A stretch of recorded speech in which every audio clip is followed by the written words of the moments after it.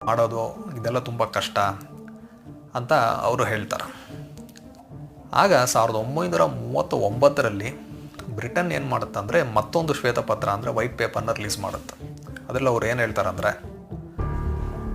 ನಾವು ಸದ್ಯಕ್ಕಂತೂ ಪ್ಯಾಲೆಸ್ಟೈನ್ನ ಡಿವೈಡ್ ಮಾಡೋದಿಲ್ಲ, ಅದರ ಬದಲು ಯಹೂದಿಗಳಿಗೆ ಪ್ಯಾಲೆಸ್ಟೈನ್ ಒಳಗಡೆ ಒಂದು ಜೀವಿ ಸ್ಟೇಟ್ನ ಮಾಡೋಣ, 10 ವರ್ಷಗಳಲ್ಲಿ ಇದು ಆಗಬೇಕು, ನಂತರ ಬ್ರಿಟನ್ ಸ್ವಲ್ಪ ಇಲ್ಲಿಂದ ವಾಪಸ್ ಹೊರಟೋಗ್ತೀವಿ ಅಂತ ಹೇಳ್ತಾರೆ. ಅದೇ ರೀತಿ ತುಂಬ ರೆಸ್ಟ್ರಿಕ್ಷನ್ಸ್ ಮಾಡ್ತಾರೆ ಯಾರಿಗೆ, ಯಹೂದಿಗಳಿಗೆ.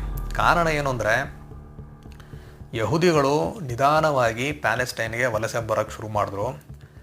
ಹಾಗೆ ಸ್ವಲ್ಪ ಬರ್ತಾ ಇದ್ದಂತಹ ಜನ ಮುಂದೆ ತುಂಬ ಜನರು ಬರೋದಕ್ಕೆ ಶುರು ಮಾಡಿದ್ರು. ಹಾಗೆ ಬಂದಂತಹ ಯಹೂದಿಗಳು ಪ್ಯಾಲೆಸ್ಟೈನ್ನಲ್ಲಿ ಏನು ಮಾಡ್ತಾರಂದರೆ, ಅವರು ಅಲ್ಲಿ ಭೂಮಿಗಳನ್ನು ಕೊಂಡ್ಕೊಳ್ತಾರೆ. ಅದೇ ರೀತಿ ಹಲವಾರು ಕಾರ್ಖಾನೆಗಳನ್ನು